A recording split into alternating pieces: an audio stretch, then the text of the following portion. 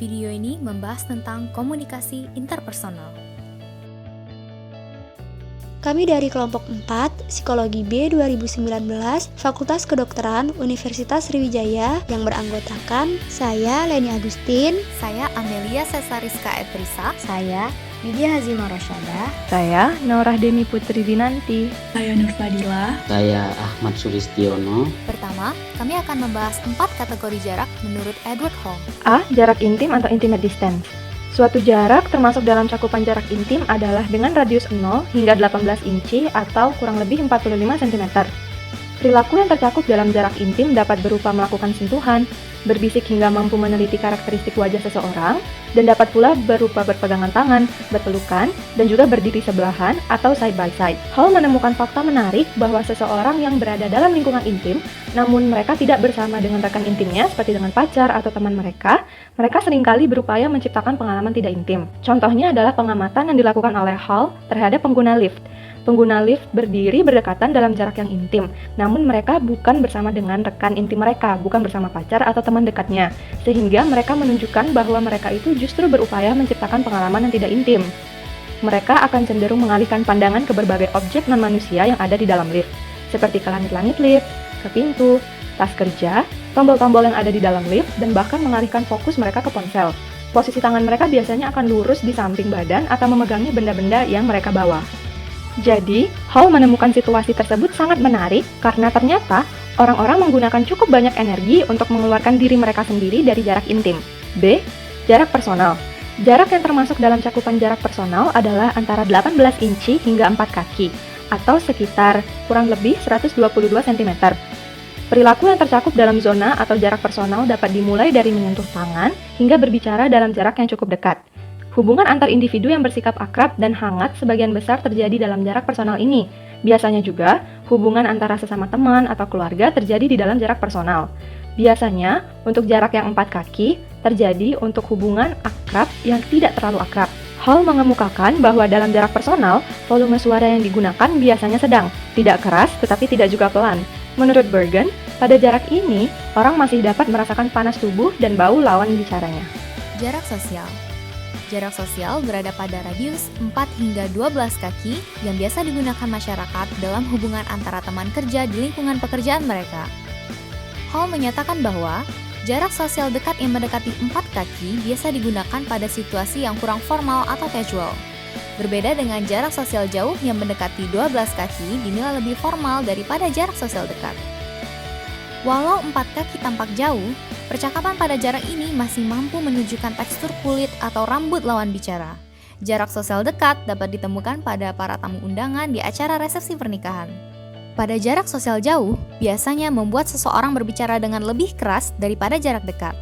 Namun, pada jarak sosial jauh memungkinkan seseorang untuk multitasking atau melakukan beberapa pekerjaan sekaligus. Seperti seorang resepsionis kantor yang tetap dapat melakukan pekerjaannya sambil bercakap-cakap dengan tamu yang mendekat, dapat mengawasi namun tetap fokus menyelesaikan pekerjaannya. Jarak publik. Jarak publik berada pada radius lebih dari 12 kaki. Contoh yang paling dekat dengan kita adalah ketika dosen mengajar para mahasiswanya di dalam kelas. Dan contoh yang lebih jauh yaitu ketika seorang pembicara menyampaikan speech-nya dalam seminar, menonton pertunjukan drama favorit Anda, atau seorang presiden yang berpidato yang dapat mencapai jarak hingga lebih dari 25 kaki.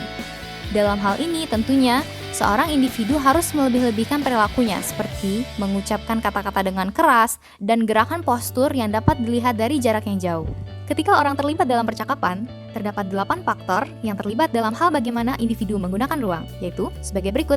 Yang pertama, posture sex factors, mencangkup jenis kelamin peserta percakapan atau partisipan dan posisi tubuh mereka, seperti berdiri, duduk, bahkan berbaring.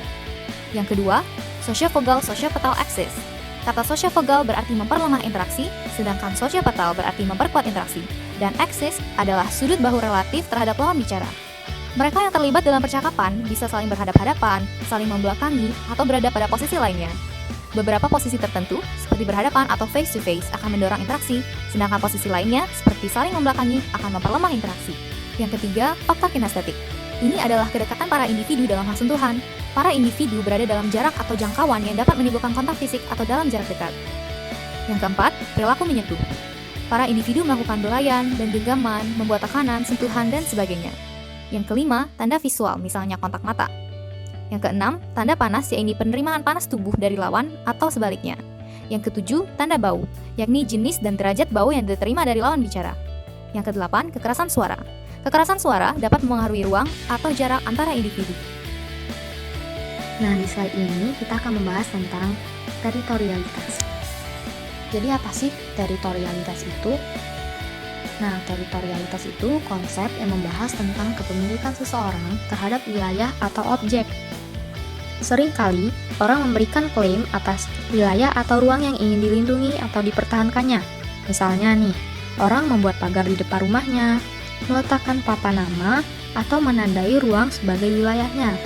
Dan dalam hal ini, terdapat 3 tipe teritori, yaitu primer, sekunder, dan publik. Selanjutnya, kita akan membahas tentang tipe teori. Nah, yang pertama itu ada teori primer atau primary territories. Nah, itu adalah wilayah yang menjadi ruang eksklusif seseorang, dan contohnya itu ruang kerja, kamar, atau komputer yang digunakan seseorang untuk bekerja, dan biasanya diberikan tanda pengenal seperti papan nama untuk identitas kepemilikan. Yang kedua itu ada teori sekunder atau secondary territories. Nah, di sini menunjukkan adanya semacam hubungan terhadap wilayah atau objek, tetapi tidak bersifat eksklusif terhadap diri seseorang. Namun dirasakan bahwa wilayah atau ruang tertentu memiliki hubungan dengan seseorang atau sejumlah orang dan dirasa-rasa telah menjadi miliknya. Nah, contohnya itu, banyak mahasiswa yang merasakan wilayah tertentu di kampus menjadi teritorinya. Misalnya nih, salah satu gazebo kantin karena mereka itu sering menggunakan tempat itu. Dan yang terakhir itu ada teori publik atau public territories. Nah, teori ini mengacu pada wilayah yang tidak memiliki hubungan personal dengan seseorang atau sekelompok orang dan karenanya bersifat terbuka terhadap semua orang. Contohnya itu terminal, halte, taman, pantai, dan sebagainya. Dalam pembahasan saat ini, kita akan membahas gimana sih cara orang dalam menentukan batas wilayahnya. Jadi di dalam teritorialitas itu, seringkali disertai dengan reaksi dan perilaku pencegahan, yaitu upaya seseorang atau sekelompok orang dalam mencegah orang lain memasuki wilayahnya, atau memberikan reaksi atau respons ketika wilayahnya diduduki. Nah, terdapat 4 cara yang digunakan individu dalam menentukan batas wilayahnya. Yang pertama, dengan menggunakan tanda. Contohnya itu garis batas, pagar, dan lainnya. Yang kedua itu ada label atau identifikasi simbol, misalnya dengan bendera merah putih yang digunakan kapal sebagai simbol tanda negara Indonesia. Yang ketiga, ada menunjukkan ancaman atau offensive display. Contohnya, menunjukkan ekspresi sangar atau garang kepada orang yang asing serta perilaku lainnya. Dan yang terakhir itu ada penguasaan pertama, yaitu menjadi orang pertama dan datang atau tinggal paling lama di suatu wilayah atau ruang. Pembahasan tentang wilayah atau ruang merupakan aspek penting dan relevan untuk menjelaskan teori pelanggaran harapan atau disingkat sebagai EVT. Nah, EVT itu adalah Expectancy Violation Theory. Nah, EVT ini memiliki asumsi bahwa orang bereaksi terhadap pelanggaran wilayah atau ruang dan reaksi yang ditunjukkannya akan bervariasi antara setiap pelanggaran.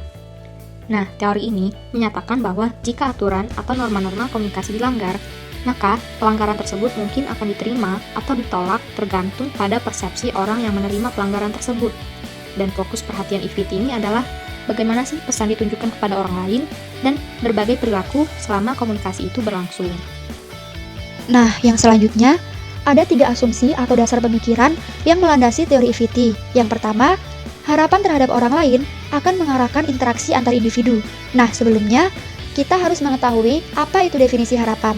Jadi, harapan itu merupakan pengetahuan dan perilaku yang telah diantisipasi atau ditentukan sebelumnya dalam percakapan dengan orang lain. Nah, di sini bisa berupa verbal dan non-verbal.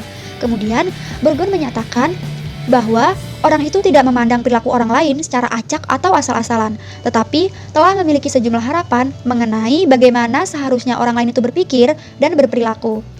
Nah, selanjutnya yang kedua, orang memiliki harapan terhadap perilaku orang lain berdasarkan pengalaman yang telah dipelajari, berdasarkan budaya. Nah, menurut Burgon dan Held tahun 1988, berbagai perbedaan antar individu yang diketahui berdasarkan pengetahuan yang diperoleh sebelumnya, sejarah hubungan, dan observasi yang dilakukan menjadi hal yang sangat penting untuk dipertimbangkan.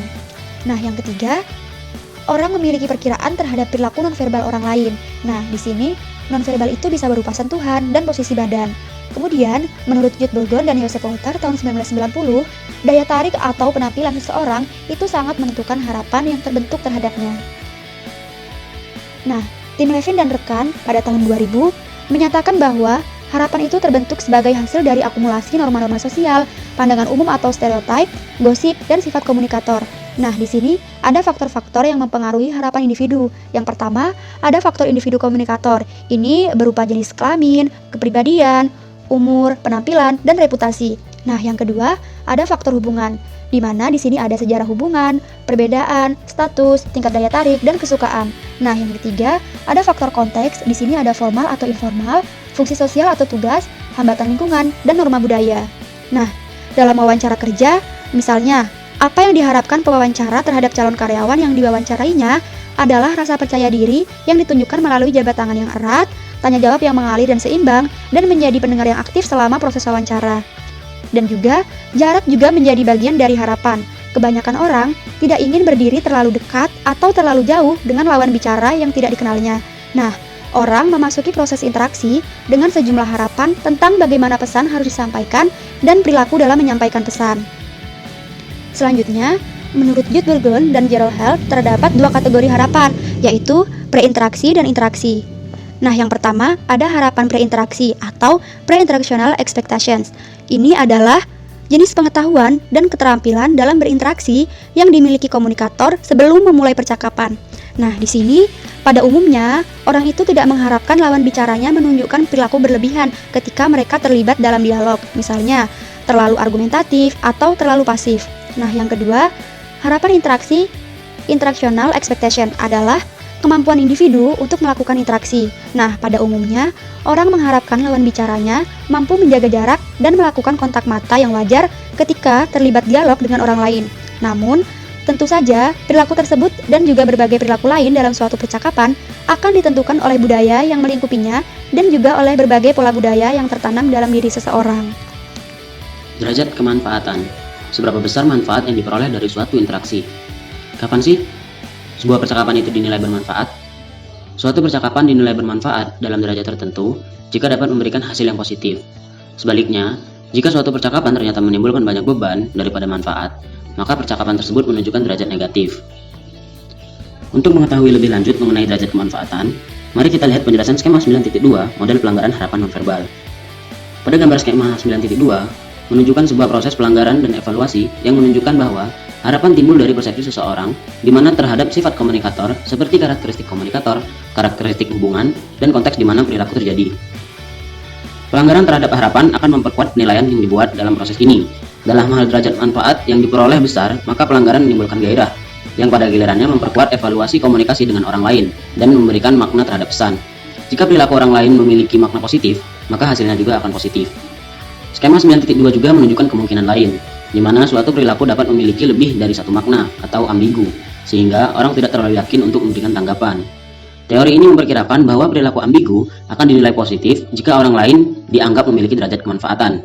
Tetapi, jika orang itu dianggap tidak memiliki derajat kemanfaatan, maka perilakunya akan dinilai negatif. Lagi-lagi, penilaian tersebut diperkuat dalam hal terjadinya suatu pelanggaran.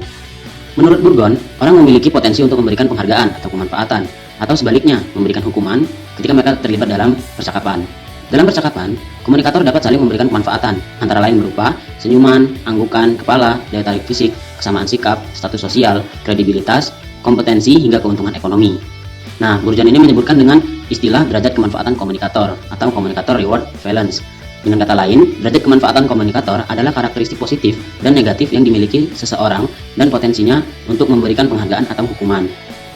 Menurut EVT, interpretasi yang muncul akibat terjadinya pelanggaran seringkali ditentukan oleh komunikator dan nilai-nilai yang dimilikinya. Sedangkan menurut Burgon, ketika harapan seseorang dilanggar, maka ketertarikan dan perhatiannya pada pelanggaran meningkat, sedangkan perhatiannya pada pesan yang disampaikan menurun. Peningkatan rasa ketertarikan dan perhatian merupakan kegairahan atau arousal yang tertuju pada sumber pelanggaran yang sekaligus menjadi sumber kegairahan. Dalam hal ini terdapat dua jenis kegairahan, yaitu kognitif dan fisik. Yang pertama ada kegairahan kognitif atau cognitive arousal. Adalah kesiagaan terhadap munculnya pelanggaran ketika orang bergairah secara kognitif, maka intuisinya akan meningkat. Dan yang kedua, kegairahan fisik. Adalah perubahan yang terjadi pada tubuh sebagai akibat terjadinya pelanggaran. Misalnya, peningkatan atau penurunan detak jantung, denyut nadi, munculnya keringat, dan lain sebagainya. Nah, untuk lebih mudah memahami tentang derajat kemanfaatan ini, ada sebuah contoh, ketika ada seorang atasan berbicara terlalu dekat dengan bawahannya, biasanya atasannya ini akan meletakkan tangannya di atas bahu bawahannya. Nah, kalau dilihat dari sisi derajat pelanggaran positif, interpretasi dari bawahannya yaitu perilaku yang ditunjukkan oleh atasannya itu bertujuan untuk lebih akrab dengan bawahannya. Sedangkan, kalau kita lihat dari derajat pelanggaran negatif, interpretasi dari bawahannya yaitu perilaku seperti itu adalah sebuah bentuk superioritas atau intimidasi terhadapnya. Derajat pelanggaran. Tentunya kita telah memahami bahwa orang memiliki harapan terhadap orang lain ketika mereka berbicara. Dan ketika harapan dilanggar, maka biasanya orang akan melakukan evaluasi terhadap pelanggaran berdasarkan atas suatu ukuran atau derajat tertentu. Nah, derajat pelanggaran ini mengacu pada penilaian baik positif maupun negatif terhadap perilaku yang tidak diharapkan. Derajat pelanggaran ini memiliki pengertian berbeda dari derajat kemanfaatan komunikator yang telah dijelaskan sebelumnya. Ketika kita menilai seberapa berharganya orang yang menjadi lawan bicara bagi kita, maka kita menggunakan derajat kemanfaatan komunikator. Derajat pelanggaran ini memusatkan perhatiannya pada penyimpangan atau pelanggaran itu sendiri. Derajat pelanggaran ini membutuhkan pemahaman terhadap pelanggaran yang terjadi melalui interpretasi dan juga evaluasi. Nah, dalam hal ini, orang mencoba memberikan interpretasi terhadap makna pelanggaran yang terjadi dan memutuskan apakah mereka menyukainya ataupun tidak. Jika seorang atasan, misalnya, berbicara terlalu dekat sambil meletakkan tangannya di bahu bawahannya, nah maka tindakan tersebut dapat diinterpretasikan oleh bawahan sebagai pernyataan superioritas ataupun intimidasi. Konsekuensinya adalah derajat pelanggaran ini menjadi negatif. Nah, namun sebaliknya, bawahan dapat memandang tindakan atasan sebagai positif karena ia berpikir atasannya ingin menunjukkan rasa akrab kepada bawahannya. Namun, Burgeon dan Turkan mengingatkan kita bahwa kita tidak semua pelanggaran bersifat sangat jelas bagaimana perilaku atasan terhadap bawahannya itu. Pelanggaran seringkali membingungkan dan memiliki banyak arti. Nah, jika hal ini terjadi, maka EVP memperkirakan bahwa derajat kemanfaatan komunikator akan memberikan pengaruh terhadap bagaimana pelanggaran diinterpretasikan dan juga dievaluasi. Jika orang yang melakukan pelanggaran adalah atasan atau orang lain yang disukai, maka pelanggaran ini akan dinilai sebagai positif. Tetapi, jika orang yang melakukan pelanggaran adalah rekan kerja atau orang lain yang tidak disukai, maka biasanya pelanggaran akan dinilai sebagai negatif. Mungkin hanya ini saja yang dapat kelompok kami sampaikan. Terima kasih.